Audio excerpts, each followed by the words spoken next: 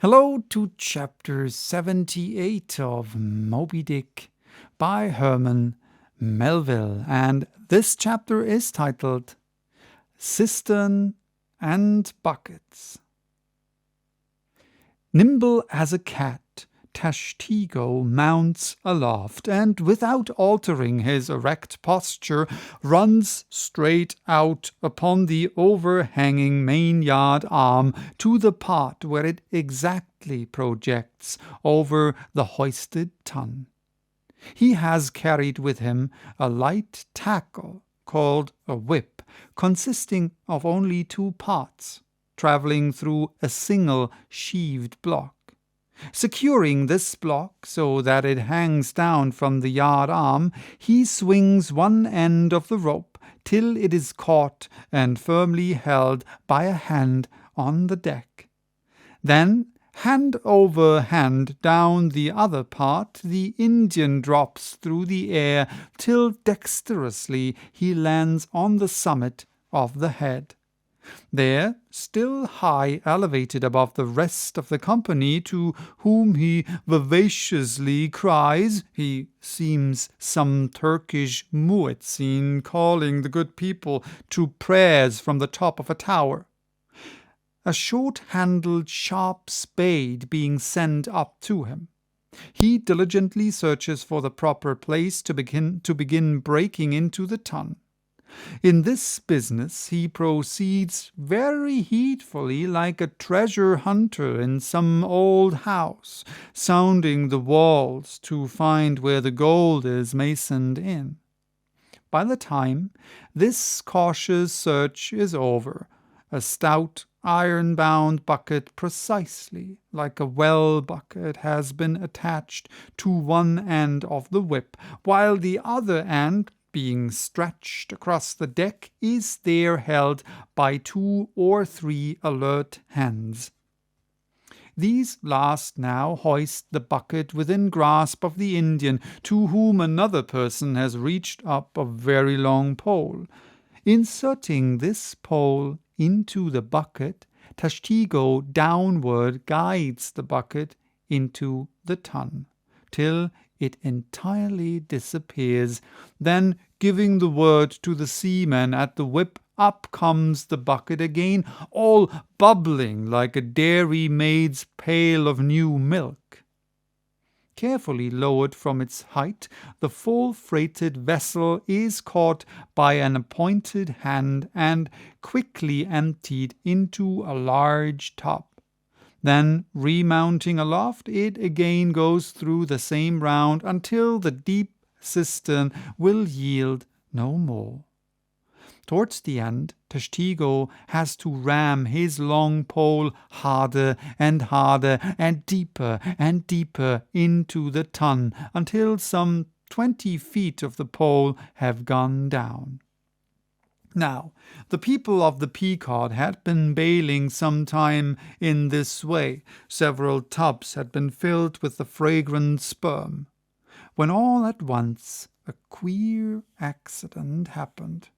Whether it was that Tashtego, that wild Indian, was so heedless and reckless as to let go for a moment his one-handed hold on the great cable tackle suspending the head, or whether the place where he stood was so treacherous and oozy, or whether the evil one himself would have it to fall out so, without stating his particular reasons.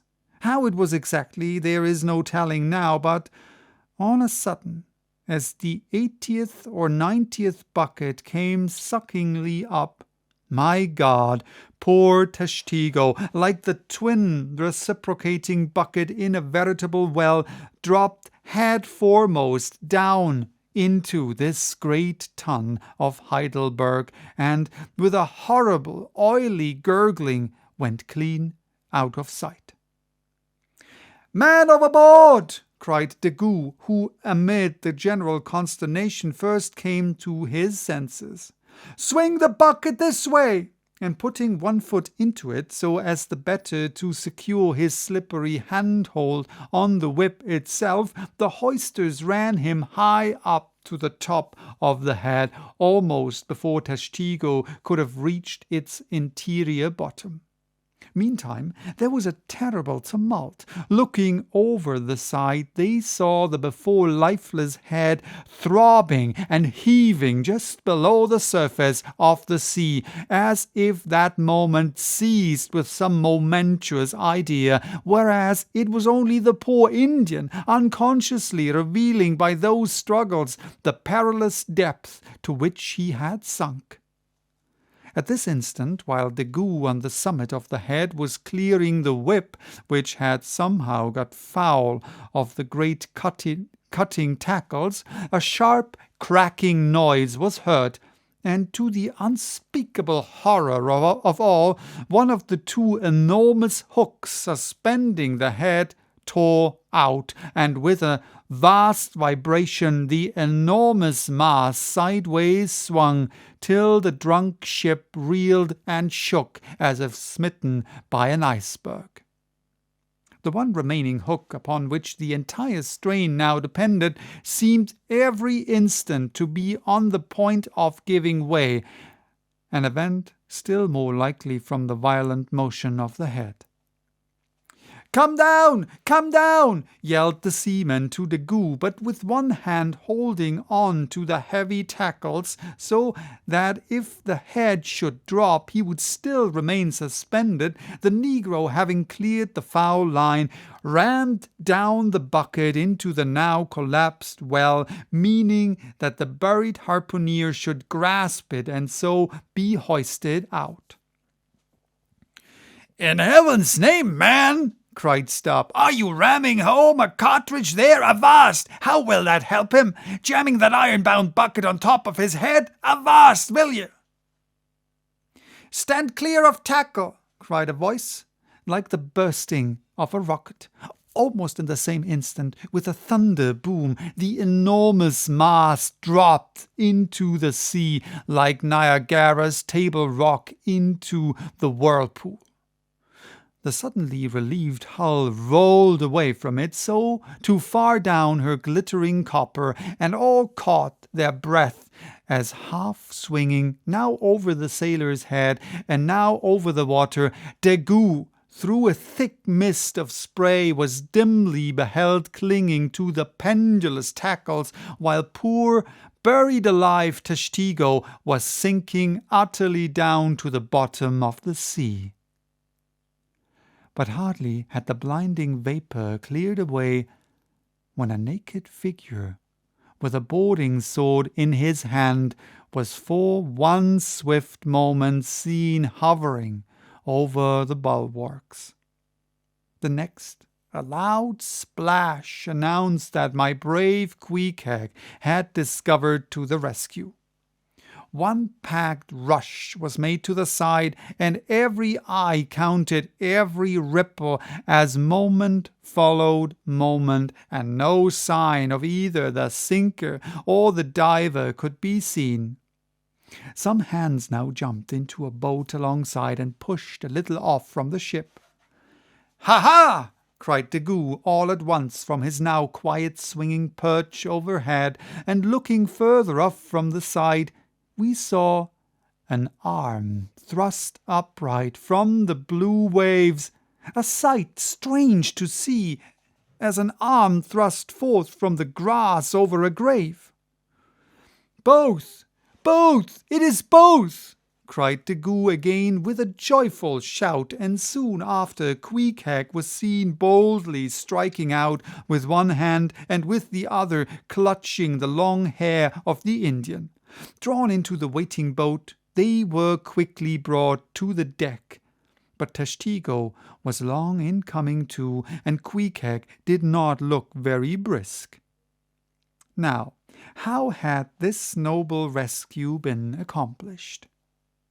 Why, diving after the slowly descending head, Queequeg, with his keen sword, had made side lunges near its bottom so as to scuttle a large hole there, then, dropping his sword, had thrust his long arm far inwards and upwards, and so hauled out our poor Tash by the head. He averred that upon first thrusting in for him, a leg was presented, but well knowing that that was not as it ought to be, and might occasion great trouble, he had thrust back the leg, and by a dexterous heave and toss had wrought a somerset upon the Indian, so that with the next trial he came forth in the good old way, head foremost. As for the great head itself, that was doing as well as could be expected. And thus, through the courage and great skill and in obstetrics of Queequeg, the deliverance, or rather delivery, of Tashtego was successfully accomplished, in the teeth too, and the most untoward and apparently hopeless impediments, which is a lesson by no means to be forgotten. Midwifery should be taught in the same course with fencing and boxing, riding and rowing. I know that this queer adventure of the gay headers will be sure to seem incredible to some landsmen, though they themselves may have either seen or heard of some one's falling into a cistern ashore, an accident which not seldom happens, and with much less reason too than the Indians, considering the exceeding slipperiness of the curb of the Sperm Whale's well. But peradventure it may be sagaciously urged, how is this? We thought the tissued, infiltrated head of the Sperm Whale was the lightest and most corky part about him, and yet thou makest it sink in an element of far greater specific gravity than itself. We have thee there, not at all, but I have ye. For at the time poor Tash fell in, the case had been nearly emptied of its lighter contents, leaving little but the dense, tendinous wall of the well, a double-welded, hammered substance, as I have before said, much heavier than the sea-water, and a lump of which sinks in it like lead almost. But the tendency to rapid sinking in this substance was in the present instance materially counteracted by the other parts of the head remaining undetached from it, so that it sank very slowly, and deliberately indeed, affording Queequeg a fair chance for performing his agile obstetrics on the run, as you may say. Yes, it was a running delivery. So it was. Now, had Tashtego perished in that head, it had been a very precious perishing, smothered in the very whitest and daintiest of fragrant spermaceti, coffined, hearsed, and tombed in the secret inner chamber and sanctum sanctorum of the whale. Only one sweeter end can readily be recalled, the delicious death of an Ohio honey hunter, who, seeking honey in the crotch of a hollow tree, found such exceeding store of it that, leaning too far over, it sucked him in, so that he died embalmed. How many, think ye, have likewise fallen into Plato's honey head, and sweetly perished there? So that was chapter 78. Bye-bye. Till next time with chapter 79, titled The Prairie.